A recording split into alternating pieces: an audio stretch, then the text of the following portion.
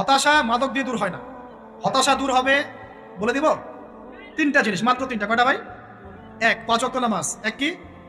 নামাজে আপনি অজু করে সেজদা দেন, ইনশাল্লাহ আপনার মনে প্রশান্তি না আসলে আমাকে এসে বলেন যে আসে নাই। 2 নাম্বার আমল হচ্ছে কোরআন তেলাওয়াত। যে ব্যক্তি কোরআন তেলাওয়াত করতে পারে নিয়মিত, তার মনের মধ্যে এই হতাশা, এই ভীরুতা, এই কাপুরুষতা কিচ্ছু আসবে না ইনশাল্লাহ। আমি গ্যারান্টি দিচ্ছি আপনাকে, হতাশা আসবেই না আপনার মনে যদি আপনি কোরআন বুঝতে পারেন। 3 নাম্বার আল্লাহর জিকির। 3 নাম্বার কি ভাই?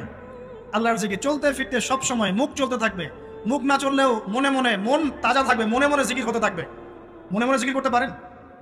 মুখ নড়বে না, কিন্তু মনে মনে আপনার একটা জিকির হতে থাকবে, সুবহানাল্লাহ ওয়া আলহামদুলিল্লাহ লা ইলাহা ইল্লাল্লাহ আল্লাহু আকবার। পারা যাবে? পারে। মানুষের মন কখনো চুপ করে থাকে না, কিন্তু মানুষের মন অলওয়েজ কিছু না কিছু চিন্তা করতে থাকে না, যতক্ষণ না ঘুমায় মানুষ। তো প্রিয় ভাইরা, বেশি বেশি জিকির করবো, সুবহানাল্লাহ, আলহামদুলিল্লাহ, লা ইলাহা ইল্লাল্লাহ, আল্লাহু আকবার, লা হাওলা ওয়ালা কুওয়াতা ইল্লা বিল্লাহ, এগুলো চলতে থাকবে। আল্লাহ পাক তৌফিক দান করে দেন।